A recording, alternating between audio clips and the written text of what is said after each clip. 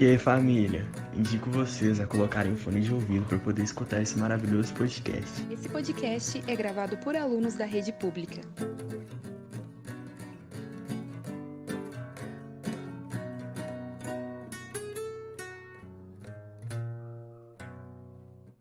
Cancela Cast.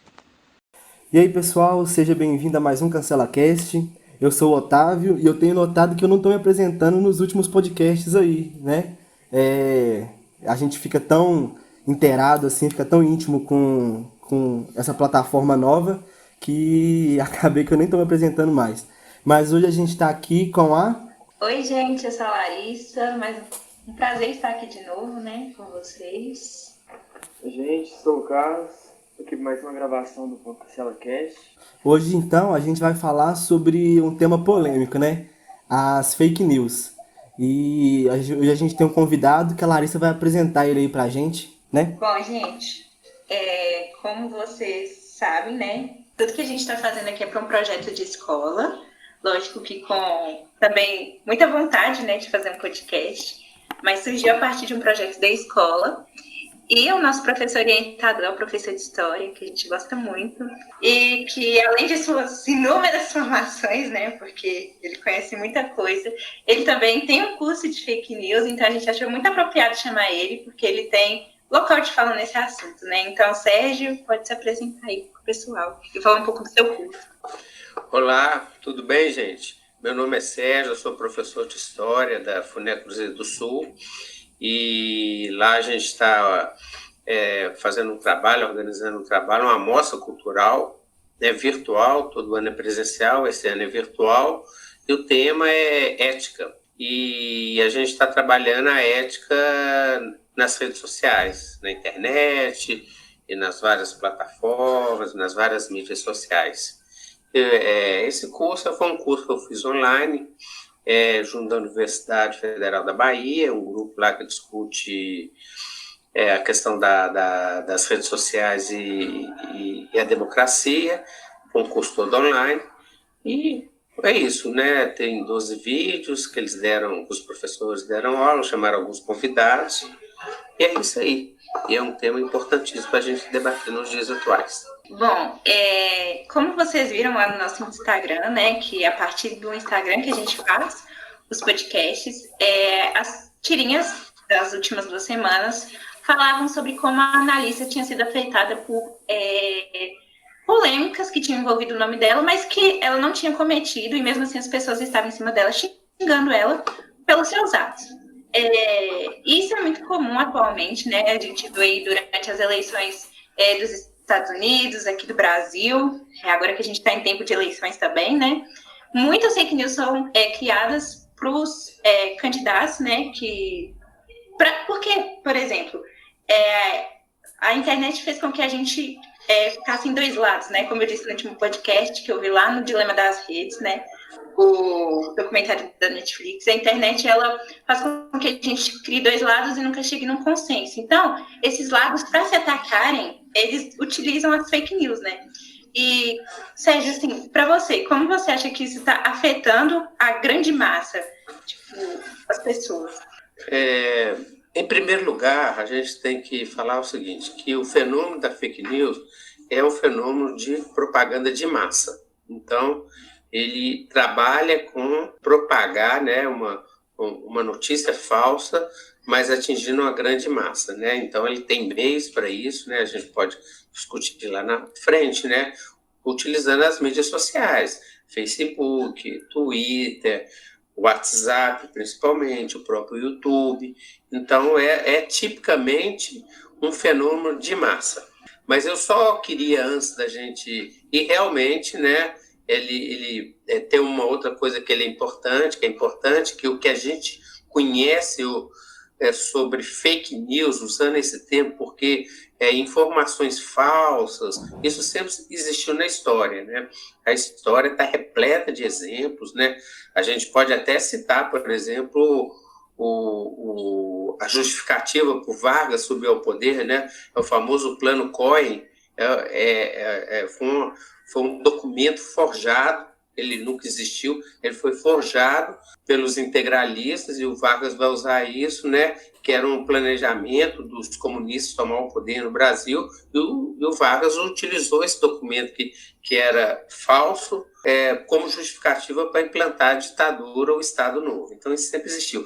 Mas o fake news, como a gente conhece hoje, e usando o termo fake news, ele tem algumas características, e uma delas ele surge com essa polarização, mas, ao mesmo tempo, ele alimenta essa polarização também, né? Aí depois, eu não sei se vale a pena falar agora, tal, eu só queria dar uma definição de fake news aqui, para a gente esclarecer um pouco, que é do professor desse curso, né? Então, eu queria dar essa definição para a gente começar a discutir essas questões mais específicas da fake news, ok? Fica à vontade, Sete, para falar isso. Então, eu vou dar uma definição aqui, ó.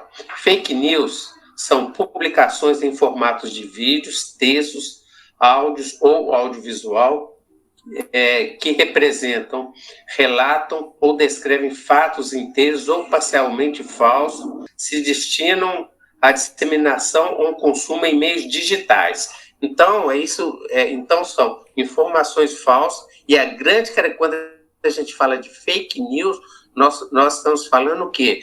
De meios, ambientes digitais, ok?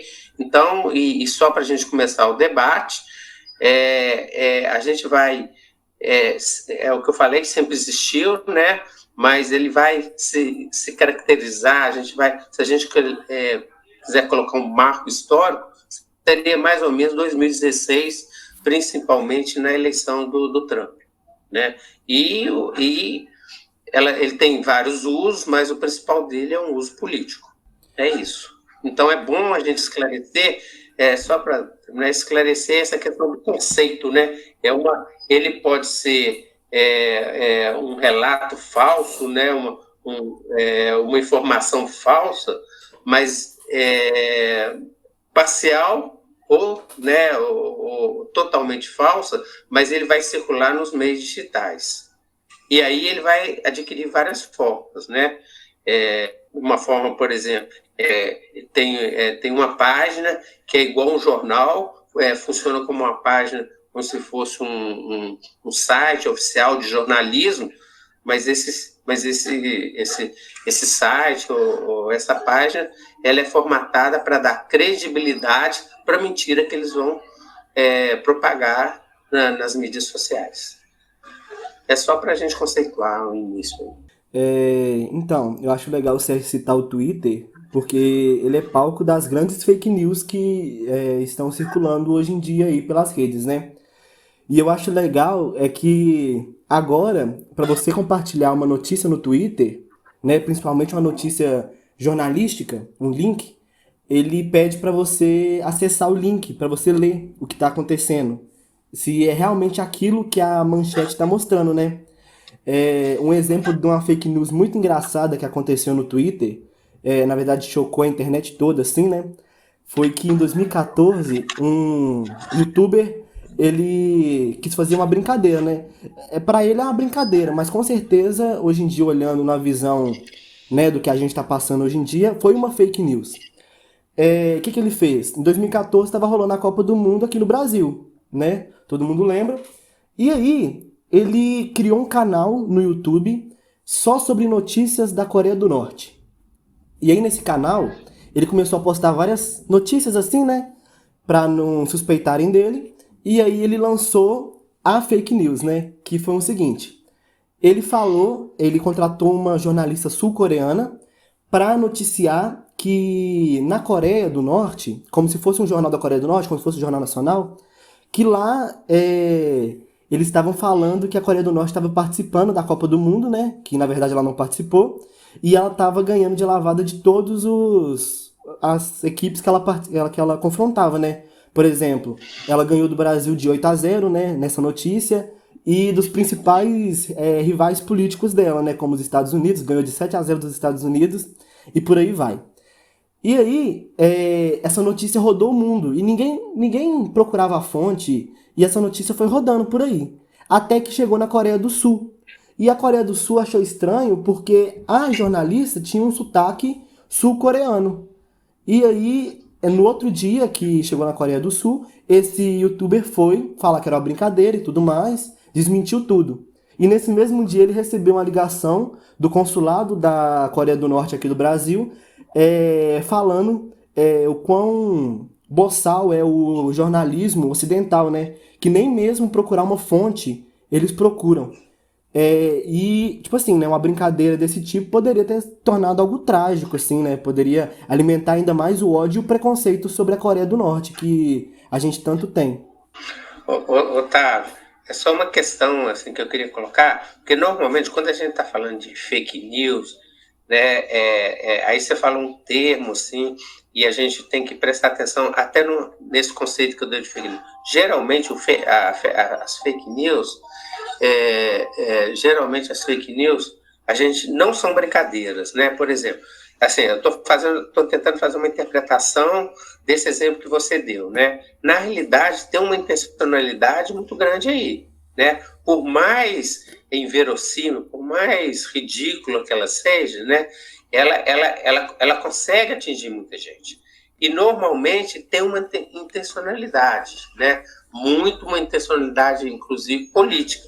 Então, como o mundo, a vida, né, está muito polarizado, igual a Larissa colocou, a gente, quando você coloca alguma coisa da Coreia do Norte, tentando ridicularizar, tentando mostrar o que acontece lá, tem uma questão aí ideológica por trás disso, igual você falou no final, né, que tem consequências, porque ele roda muito rápido, né, ele gira muito rápido, ele tem uma capilaridade muito grande, atinge um grande número de pessoas, né, e ali, esse tipo de notícia falsa e tudo, ele atende o que as pessoas querem ouvir. Né? As pessoas têm uma necessidade, essas pessoas hoje querem o fake news. Elas têm, tem muitas pessoas que não conseguem viver sem as fake news.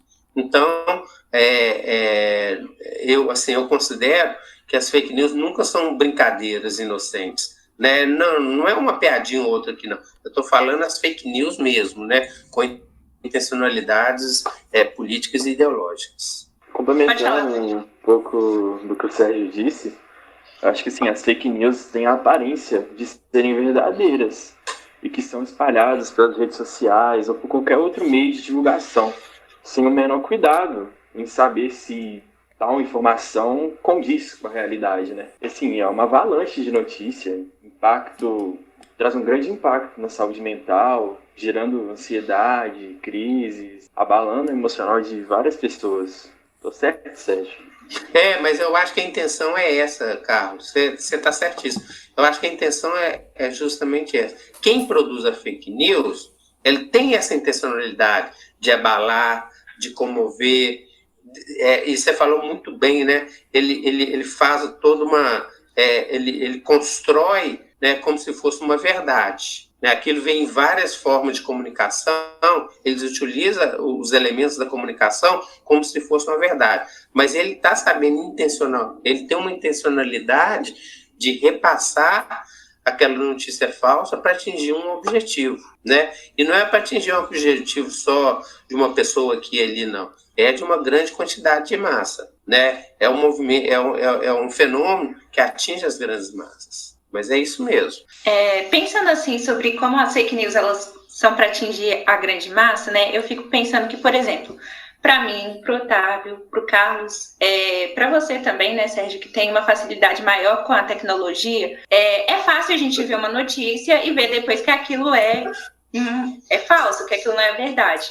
Mas até onde a gente pode chegar, você acha assim? Qual vai ser o limite entre essas? Porque, por exemplo, eu vou na casa da minha avó, pego o celular dela e o celular dela é só fake news, não tem algo que seja uma verdade ali e ela está acreditando naquilo porque, para ela, como ela leu, é verdade.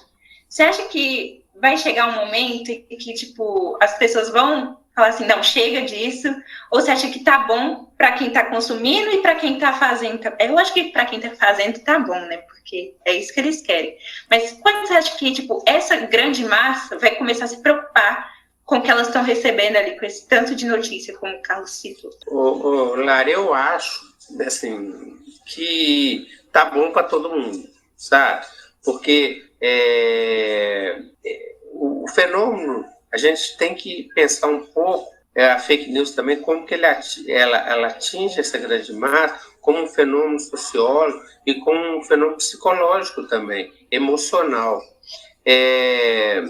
Ela hoje atinge, as pessoas precisam se alimentar daquilo. Eu acho que tem muito isso, né? A partir das suas crenças, a partir das suas ideologias, não é que isso tudo é sistematizado na cabeça da pessoa, não. Mas a pessoa ela acredita em certos valores da vida e esses valores precisam ser alimentados para dar credibilidade e para dar, sabe, até no que elas acreditam sobre a vida. Parece que é uma bola de neve. Eu não sei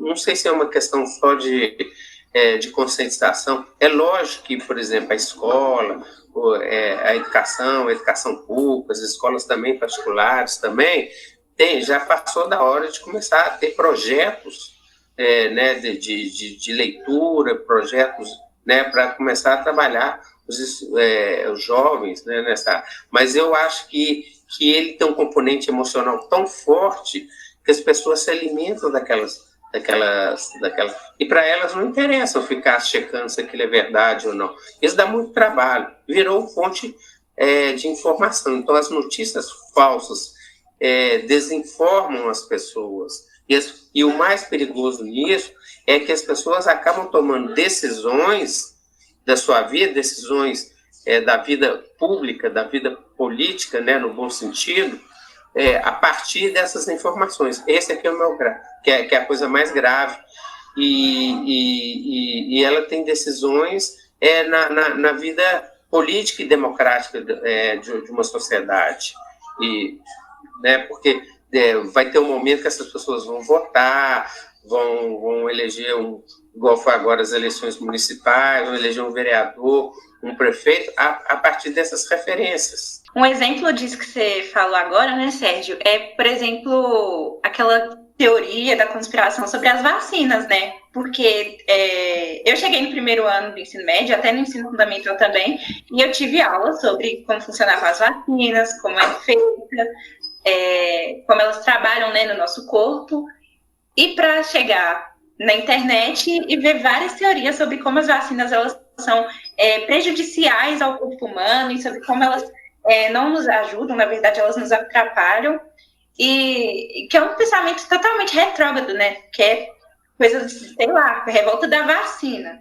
que era como as pessoas pensavam antigamente, e agora que a gente tem a oportunidade de estar aprendendo, parece que as pessoas se fecham para a ciência, preferem acreditar numa coisa que não tem um dado específico, não sei de onde elas tiraram esses fatos entre aspas, né, porque não são fatos, que elas argumentam, né, para que a vacina não seja boa pra gente.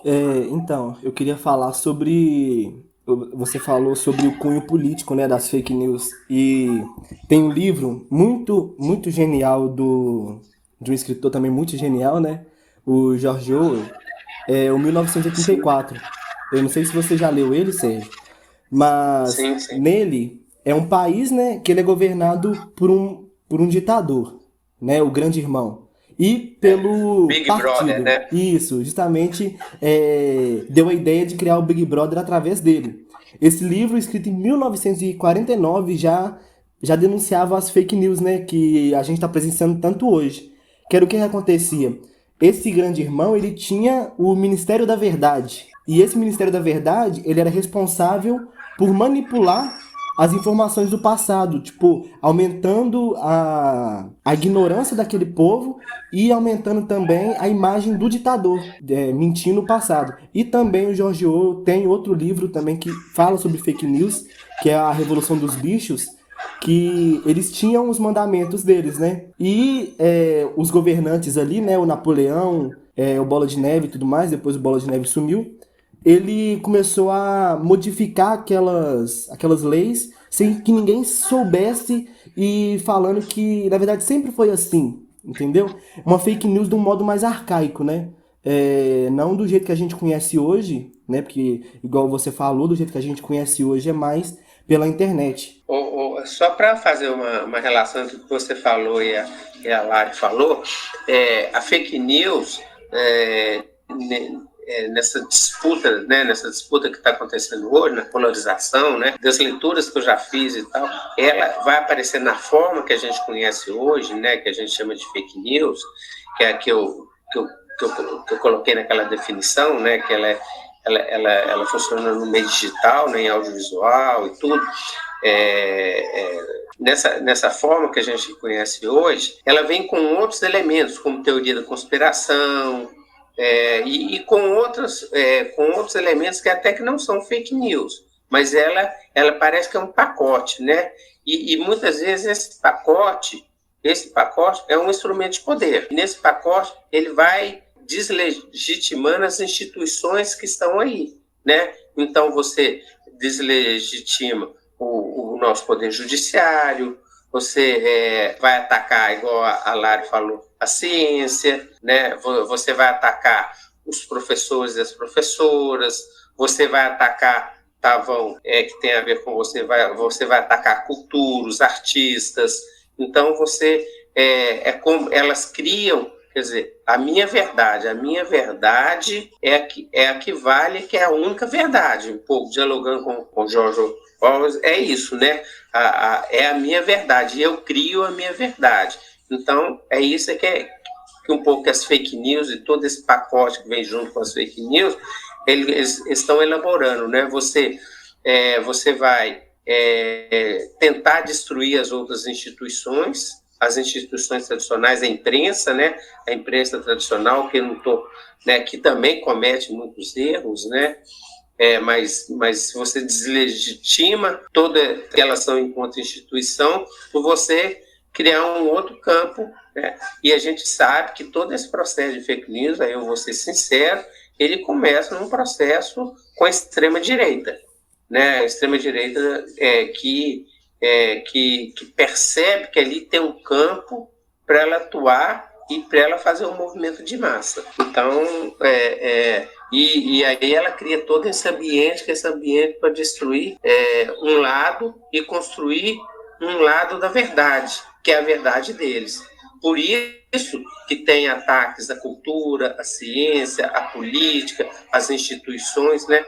É um movimento muito amplo. E que afeta diretamente a nossa saúde mental, né, Sérgio? Porque, como o Carlos falou, a gente acaba ficando muito ansioso, até mesmo triste com essas coisas que acontecem, porque quando você vê que ambos lados não acham um consenso, você acaba pensando, por exemplo, eu penso assim, né? Acho que a gente nunca vai viver em um lugar que todo mundo esteja de acordo com uma coisa, até porque é democracia, né? E que as pessoas nunca vão chegar em um consenso para nada e sempre vai ser uma guerra, entre aspas, para sempre, né? Porque sempre vai ter alguma coisa fomentando essa rivalidade. Porque ela como a gente fala que esse fake news é uma propaganda política, não é só política partidária. A gente está falando a política num sentido mais amplo, né? E ela vai fomentar e ela vai estar junto com um discurso de ódio. E ela vai atingir tanto instituições, né? Instituições fortes, como universidades, centros de ciência, o Supremo, né? Ela vai atingir instituições como o Congresso, mas ela vai atingir também as pessoas, né? Então, ela, junto com as fake news, vem o discurso de ódio, vem e é um ataque à reputação das pessoas muito forte.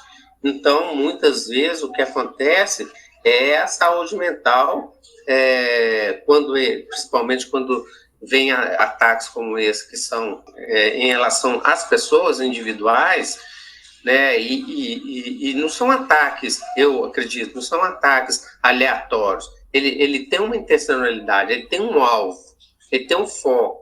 Então, mas ele atinge as pessoas individualmente. E aí, ela é tão forte, que destrói mentalmente, psicologicamente aquela pessoa. A saúde da pessoa é totalmente atingida ao ponto da pessoa sair de todas as redes sociais, da pessoa ter que sair do país, da pessoa ter que largar tudo que está fazendo. Então, ela é muito forte, ela é muito cruel. Não tem limites, sabe, Lari? Você perguntou, né? Eu acho que não tem limites para isso. Tem uma discussão aí muito forte aí da limitação. Aí nós vamos entrar na questão do direito de expressão, liberdade de expressão, que vocês já discutiram bem pra caramba e tal, mas eu acho que ela é muito forte e ela destrói o ser humano, né? Ela atinge na integridade da pessoa, no que é mais importante, na humanidade, ela consegue atingir e atacar a humanidade da pessoa. E isso é muito cruel, a gente está vivendo uns tempos desses. Você me fala depois dessa.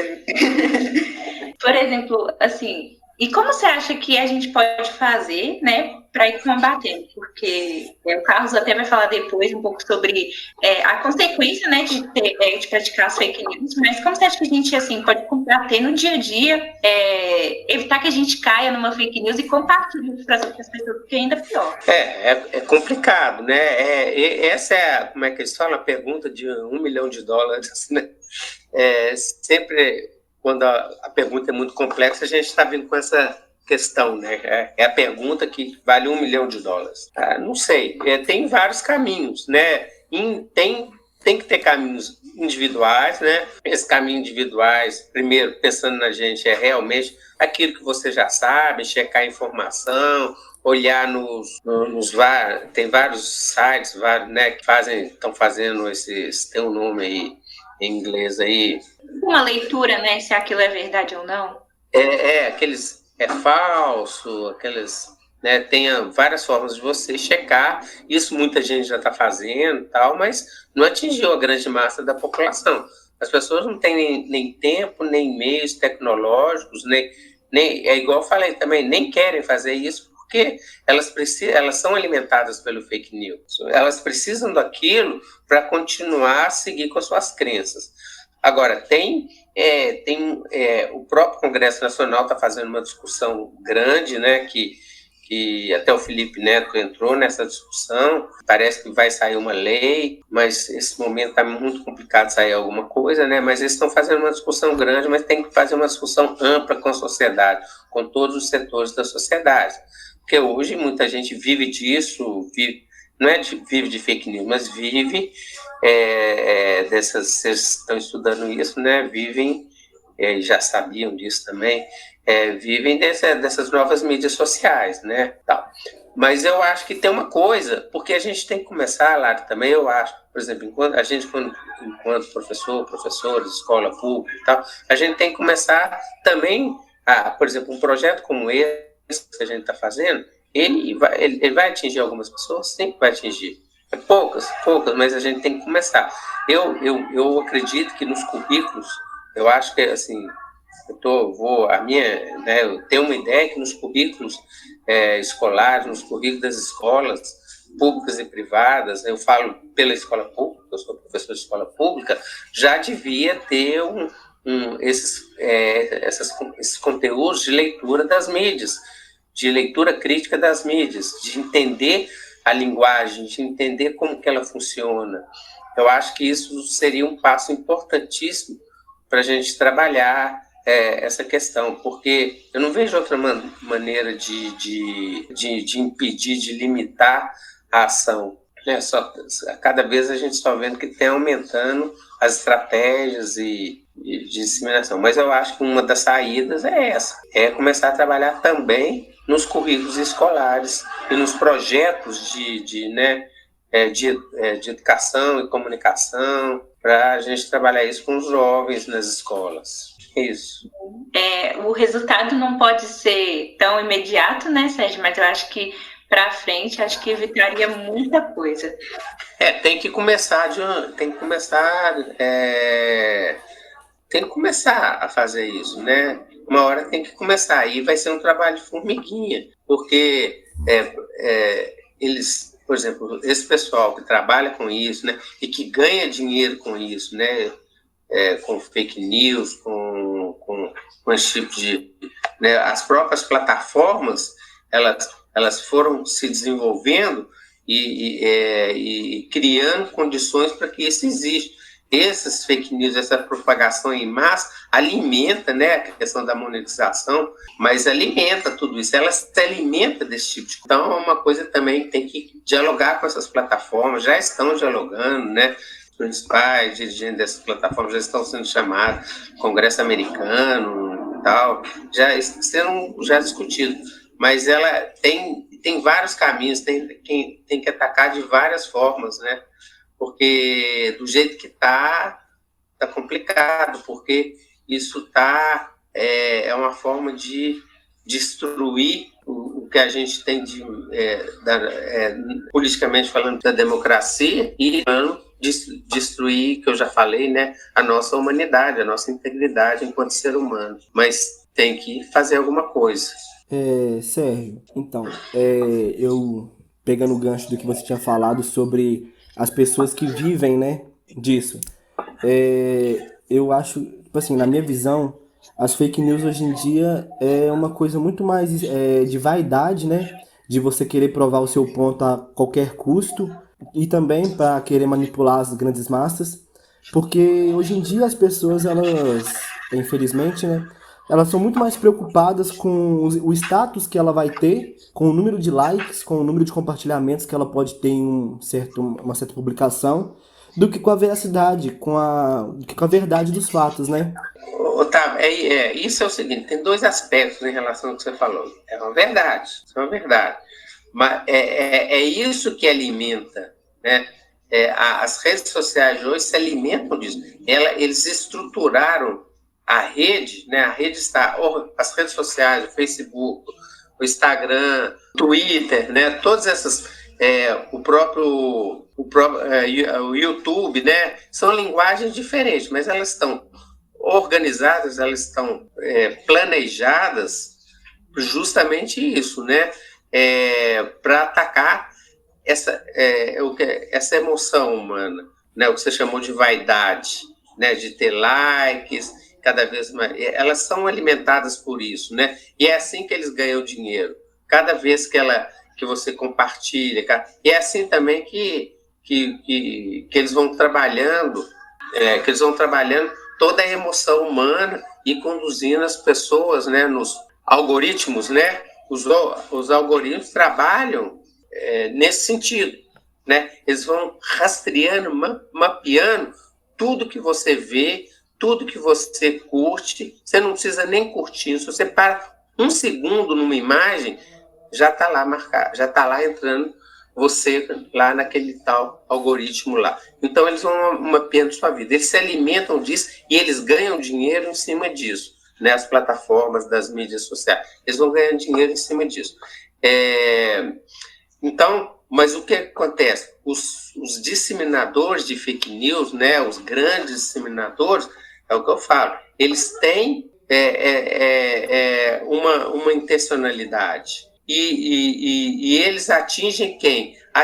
Todos nós que estamos, nós, igual a Lari falou lá, né, que é muito comum falar, né, o tiozão do WhatsApp, atinge essas pessoas, a pessoa que tem um Facebook, um Instagram, que vai reproduzindo aquilo. Essas pessoas, elas usam de fake news, mas elas não são os grandes produtores de fake news, né? Fazendo uma comparação aqui com o tráfico, né? Então, se tem um grande traficante, esse a gente nem sabe quem que é, né? E tem lá os pequenos traficantes e tem lá os viciados, que também fazem parte de todo um sistema. Então, as fake news e as mídias sociais funcionam dessa maneira. Tem o pequenininho lá, que é o viciado, que na realidade somos todos nós, né, Tavão? Que não consegue ficar um minuto sem estar com um aparelhinho e sem curtir ou sem visualizar qualquer coisa. E ele vai se alimentando daquilo. E tem os grandes propagadores de fake news que tem toda uma produção essa produção, o cara tem que saber o que ele quer, né? Eles têm uma intencionalidade e tem que manejar, tem que saber editar vídeo,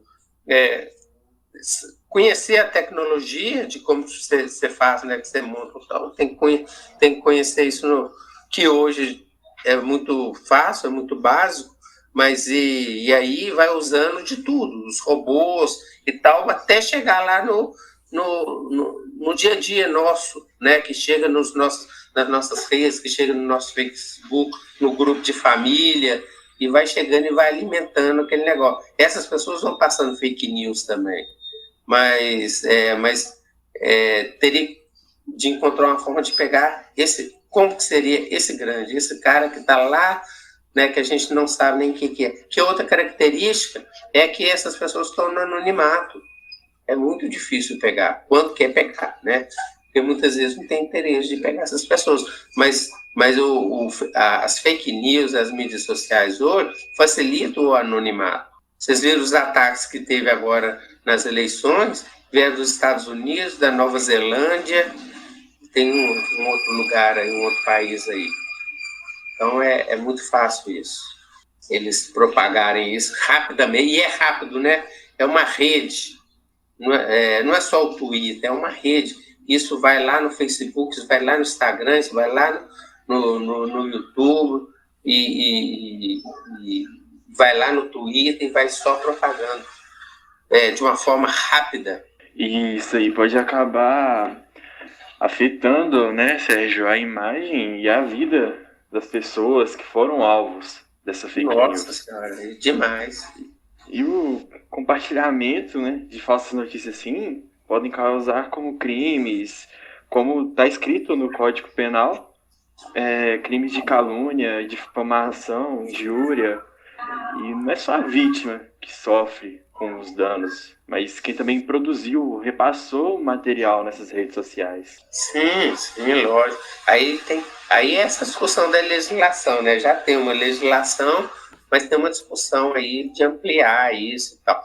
Mas o que você falou, Carlos, eu lembro, foi um dos primeiros casos, não sei que ano que foi, tá para pesquisar, que, eu não sei se foi via WhatsApp, circulou a imagem de uma senhora que dizia que ela era sequestradora. Vocês lembram disso? Ela era uma sequestradora que estava atuando no bairro. Eles encontraram, tinha uma moça que era muito parecida, uma senhora também que era muito parecida com essa imagem que eles tinham propagado aí, que ela era sequestradora, e aí encontraram ela na rua, eu não sei se ela estava com a criança ou não, e lincharam ela, mataram ela. Então, assim, isso é um dos primeiros casos, assim, que tem a ver com o que você está falando aí, Carlos, né? Que atinge a vida das pessoas de uma forma que a gente, muitas pessoas, quem está propagando isso lá na ponta, lá o grande propagador de fake news, ele conhece as consequências, ele sabe, o que ele quer é isso mesmo, ele quer propagar uma notícia falsa nas mídias sociais, e ele tem um objetivo, né? Um objetivo de poder, né? De ter, igual o Tavão falou, de ter o monopólio da verdade, e isso, quem tem o monopólio da verdade acredita que vai ter o poder, né? Quem controla isso tem o poder, mas ele tem uma consequência na vida das pessoas. Esse caso do linchamento dessa senhora foi chocante. Não sei se vocês lembram disso, vocês têm conhecimento desse caso. E foi uma notícia falsa, né? Que é impressionante. Para finalizar, Sérgio, eu tenho uma pergunta para você, sim, porque isso aqui é uma interação diferente da nossa. E imagina assim, que existia coisas falsas sobre as pessoas saindo o tempo todo, mas eu acho que agora, com a internet, a gente vê muito mais isso, né? Sim. Para você, qual foi a sua maior preocupação em relação a isso? De, tipo assim, saber que eu, o Otávio, o Carlos, somos muito mais expostos a cair uma fake news do que, por exemplo, a sua geração e a próxima que está vindo, né? Não, eu acho que a minha geração também estava exposta a isso, só que agora, igual você falou, né? acreditar nessas coisas, né? Até deu o exemplo de Vargas, né? Usando o plano COI, que a grande maioria da população acreditou e apoiou o golpe do Estado Novo a partir dessa informação falsa. Então, as outras, só que a diferença que a gente discutiu aqui, que você colocou aqui agora, né? Agora é uma propagação muito mais em massa, e a característica principal é que ela vai atuar num ambiente digital, virtual, né? Eu acho que a principal preocupação que a gente tem eu já toquei nesse assunto, é que essa fake news, ela, por exemplo, ela trabalha com o emocional das pessoas, né? Então, a questão racional, ela fica de lado. Então, você começa a agir através da emoção e você vai tomando decisões na sua vida, decisões políticas, decisões da sua relação com as pessoas, a partir dessas fake news, né? E aí vai atingindo o quê? As instituições, a democracia, a vida das pessoas. Então, a minha maior preocupação é justamente essa. Ela chegou a um ponto que ela está se tornando determinante nas nossas ações, nas ações das pessoas. E isso é muito preocupante, né? E as pessoas tomam decisões a partir de notícias que não são verdadeiras, são falsas. Então, e aí você começa, aí que o Otávio deu o exemplo aí, né, de 1984, né? Isso favorece o quê? A ascensão de governos autoritários, governos ditatoriais, né? É uma disputa de poder e que tem uma intencionalidade que é o controle dessas grandes massas e a ascensão de governos autoritários. Para mim, essa é o grande... além da questão, né, o Carlos você colocou no início, que também atinge a reputação das pessoas, atinge a saúde mental das pessoas, individualmente. Então, ele tem uma ação individual em relação a quem recebe o ataque das fake news, e ela vem é um conjunto, né? Ela não vem sozinha, não é só a fake news, ela vem com um discurso de ódio, que às vezes não é fake news, mas é um discurso de ódio. Ela vem com todo um pacote, um combo, né? Como o pessoal fala hoje em dia, a juventude fala, ela vem num combo. E aí ela atinge, como o Carlos falou aí, as pessoas, a integridade das pessoas individualmente, mas ela também atinge coletivamente a razão, a maneira de viver. Só para finalizar, a Marilena Chaui, que é uma filósofa importante, ela tem, vamos ver se lembra, que ela tem um conceito de ética, que é o seguinte: a ética é o controle, a ética é a educação da emoção pela razão. Olha, a ética é a educação da emoção pela razão para uma vida bela, justa e feliz, né?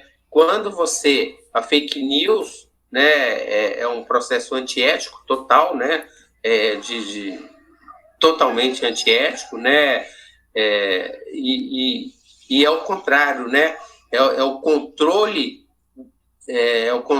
controle desse conceito de ética da Marilena Chaui, porque é um controle, a razão desaparece e é um controle da emoção humana. Ele trabalha com a emoção humana.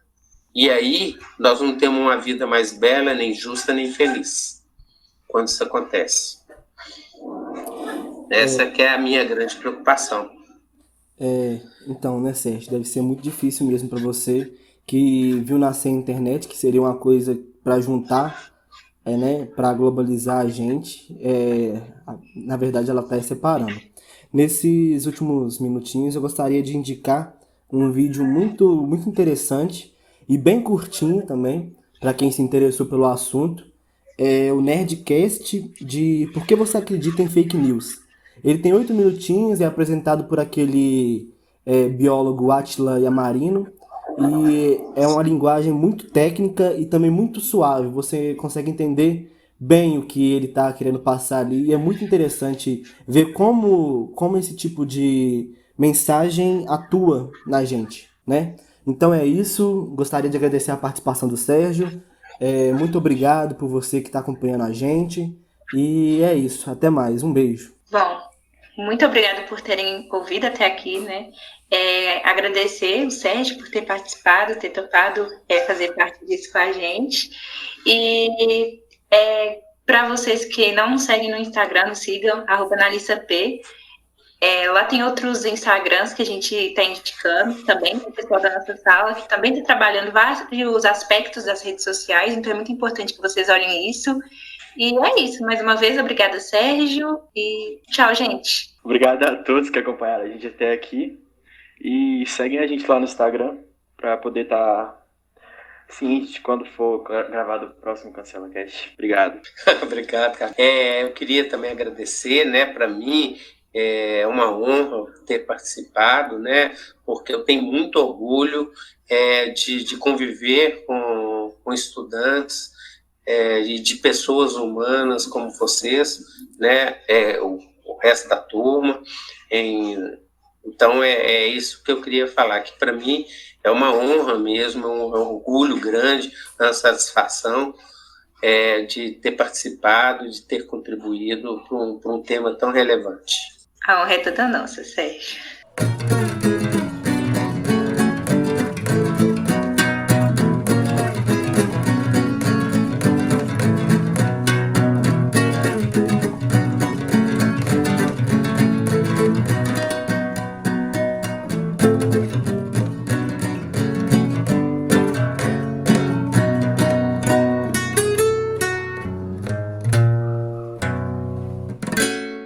Cancela Cash.